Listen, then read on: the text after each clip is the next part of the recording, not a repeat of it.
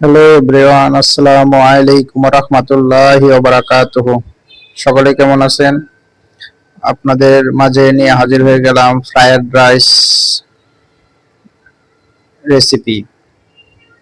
Fried rice রেসিপির জন্য আমি পুরোটা ভিডিও করতে পারছি না। প্রথমে একটু আদা কুচি আর রসুন কুচি তেল গরম করে তাতে দিয়ে দিছি, হালকা কালার করার পরে তাতে ডিম ভেঙে দিয়ে দিছি।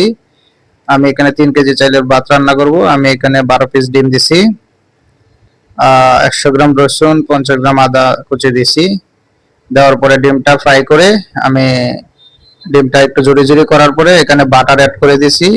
270 টাকা দামের একটা 200 গ্রাম বাটার দিয়ে এটা ভালো করে একটু ফ্রাই করে নেব। ভাতটা আমি আগে থেকে রান্না করে রাখছি। ভাতটা রান্না করার টাইমে ভাতে লবণ অ্যাড করে দিতে হবে। এখানে আমি গাজর বটবটি কুচি করে রাখছি, 2-3টা পেঁয়াজও দিয়ে দিছি। ফ্রাইড রাইসে অনেক কিছুই দেওয়া যায়, ক্যাপসিকাম।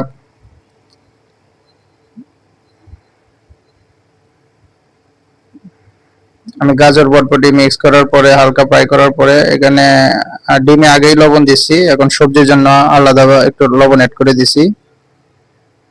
এটা 2-3 মিনিটের মতো ফ্রাই করে নেব। আমি এখানে 50 গ্রামের মতো চিনি দিয়ে দিছি।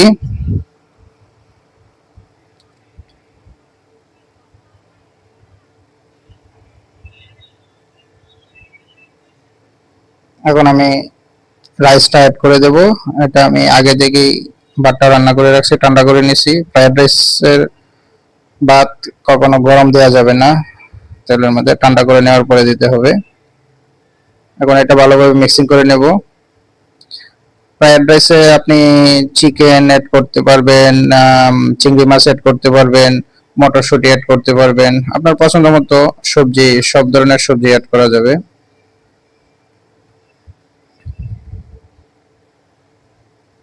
আমি এখানে শুধু বটবটি আর গাজর অ্যাড করছি।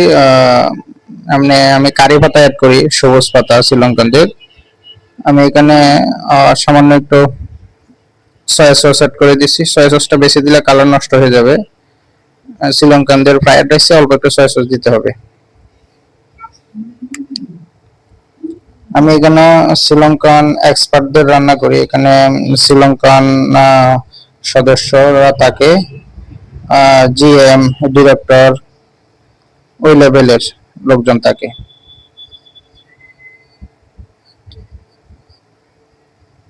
ব্যাস, আমার ফ্রাইড রাইস রান্না করা কমপ্লিট। এটা ট্রেটা এখন আর ওয়াশ করার প্রয়োজন নেই। আমি ওয়াশ করার পরে এটাতে ভাত ডালছিলাম, এই ভাত দিয়ে ফ্রাইড রাইস করতেছি।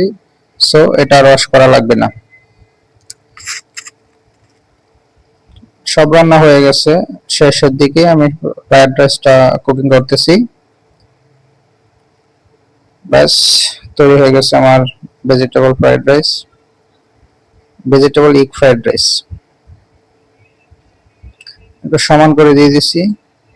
এটার আবার আলাদা পিক তুলে শ্রীলঙ্কান ম্যানেজমেন্টের একটা গ্রুপ আছে, ওই গ্রুপে দিতে হবে।